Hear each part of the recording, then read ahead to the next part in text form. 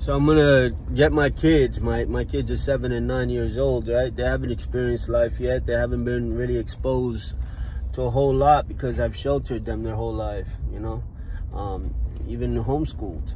So they haven't really seen a lot of what the world has to offer, right? But me and my wife, we agreed we're gonna put them in this after school program, which after my wife homeschools them, they'll go over there.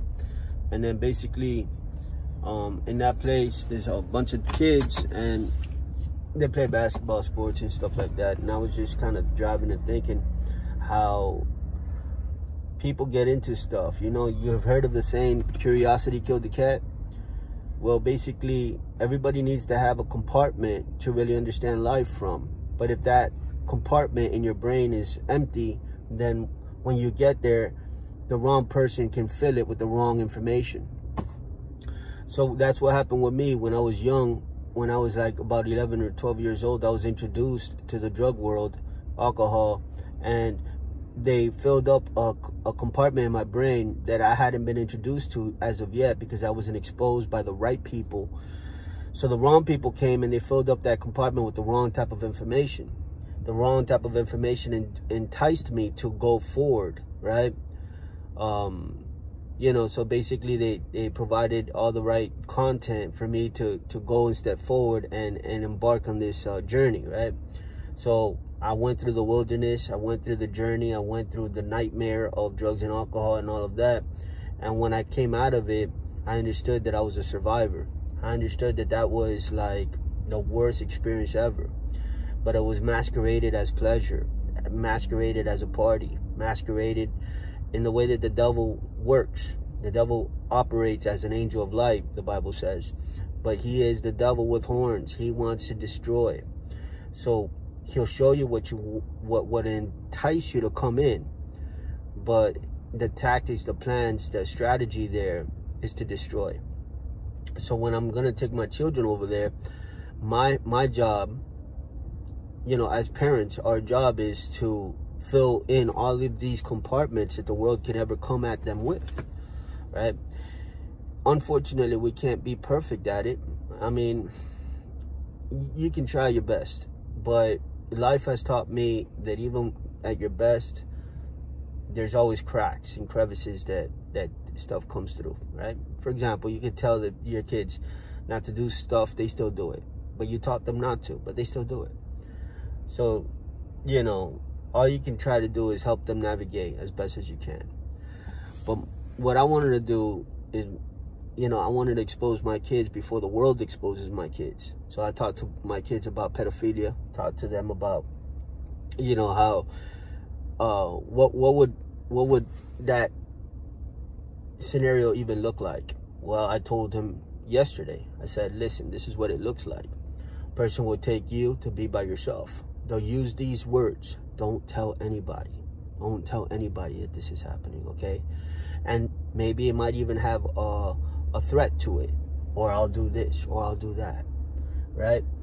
I said, whenever you hear those words, okay, you want to let them know that compartment, I'm filling it up before they could ever get there. God forbid, right? But you want to fill up every compartment with the knowledge of wisdom, of, you know, to lead them in the right way. So I told them about pedophilia and how grooming kind of works, kind of thing, right? And never let people touch you down there, etc. Told them all of that.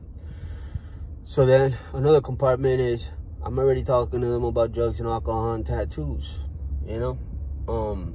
Just, I think that exposure is the best thing that we can do for the youth. Expose them. You know, I'd go as far as to get oregano, put it in a baggie. I haven't done this yet, but I'm going to when they get a little older. And I'm going to show them oregano, a substitute for weed, and say, this is what it looks like. And I'll put it in the baggie and everything. So that when they see it in real life, they say, my dad taught me this. My dad showed me this. Yeah, I know what you're all about. You know, nah, you keep that. I'm straight, right? I'll show them a baggie with sugar inside, masquerading it as cocaine. I'll say them, this is what they refer to as yay, or I'll use the lingo, right? And exposure works. is what I'm trying to say. Fill in those compartments, because if you don't, the world will, right? They learn a whole lot from social media. They learn a whole lot from television. They learn a whole lot, but it's the wrong information. Information is vital, because the wrong type of information can lead you to death. It really can. I've seen so many people die. Me personally, I've seen friends die. I've seen people lose their life at a young age because wrong information, wrong people leading them, the blind leading the blind. So it's so, like, all these years later, I went through hell and this and that. The only good thing that I could say that came out of it was that I know better. I know better. Ain't nobody can con me no more. I know better, right? But now I'm trying to pass the baton. I'm trying to say, hey, listen, watch out with this, watch out with that. This is how you go about it, etc. Ain't nothing perfect, you know? Like, for example, one of the things I want to teach my kids is about the heartbreak, right? We all go through heartbreaks, you know, in relationships and this and that. But what I think about is, okay, don't let that heartbreak lead you towards a deep depression / suicidal thoughts, etc. Because we've seen that in society, where they put all their eggs in people's basket, and then that relationship fails, and then they don't know what the heck to do with their life. They think that their life is, they've reached the end of it. Oh no, that's it, like, I can never move on, because there is this wall, right, that they can't see past. They're faced with adversity, and they think that this is the way it's gonna feel and look forever.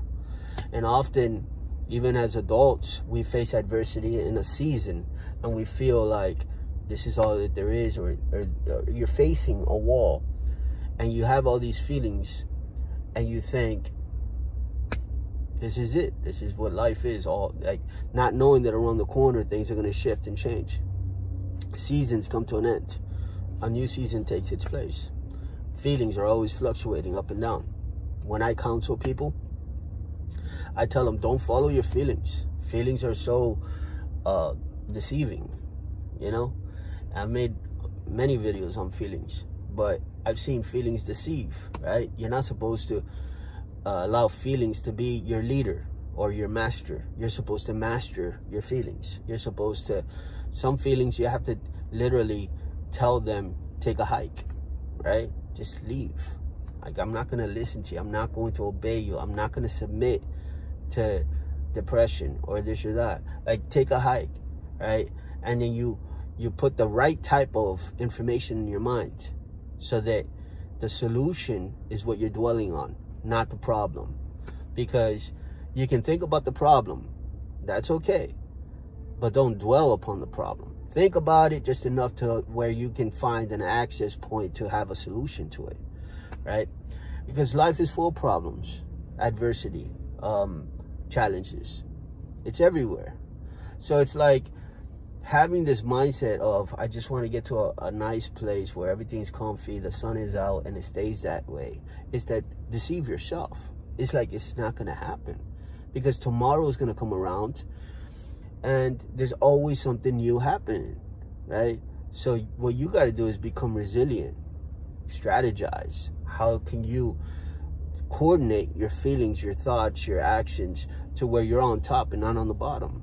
Not always like a bag in the wind, allowing things to sway you, but being concrete in your faith with Jesus Christ.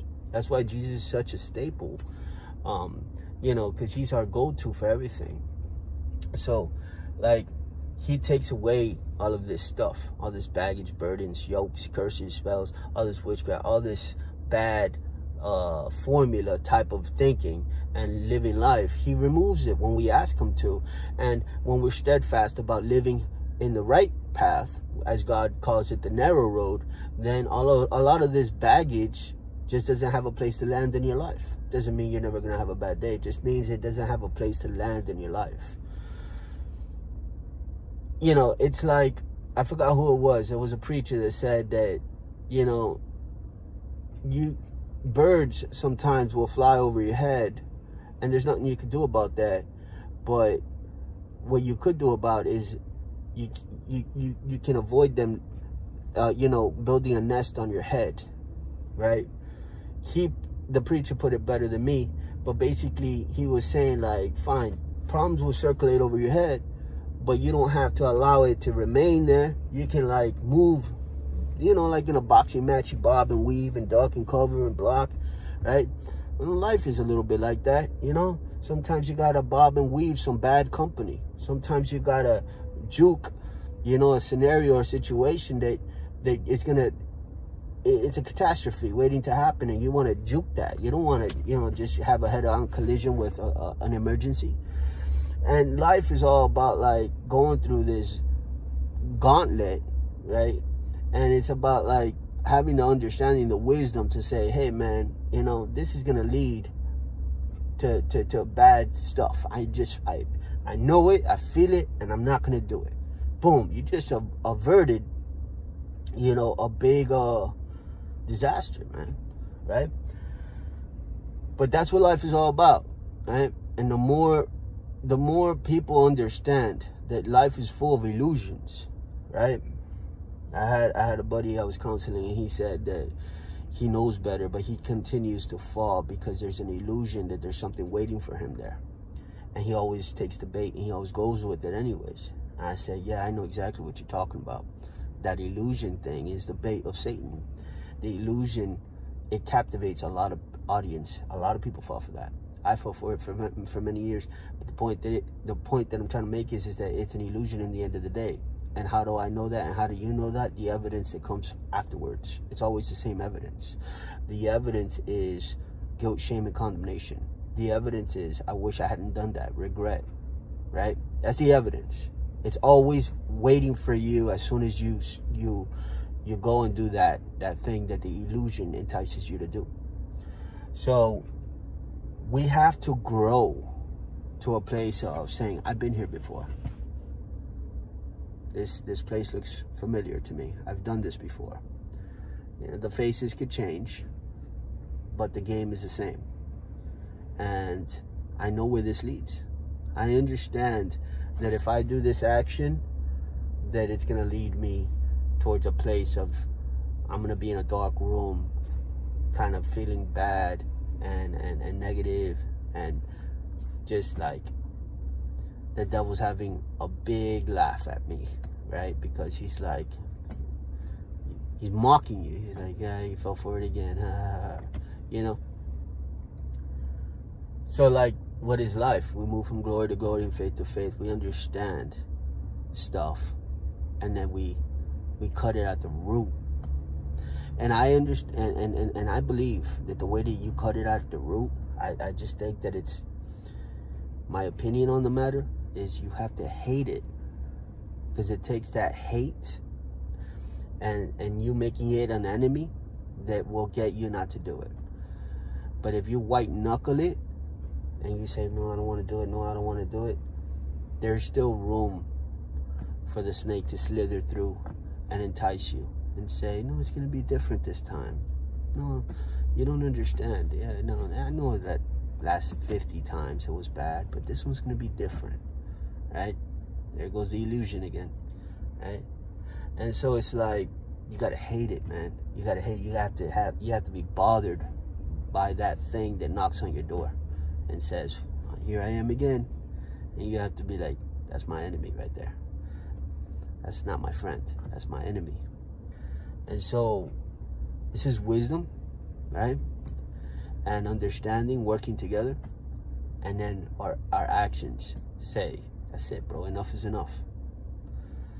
And been around the mountain long enough to know what it looks like, feels like, and is like. So I'm going to end the video, but I just wanted to go back to what I said in the very beginning about the compartments in your mind.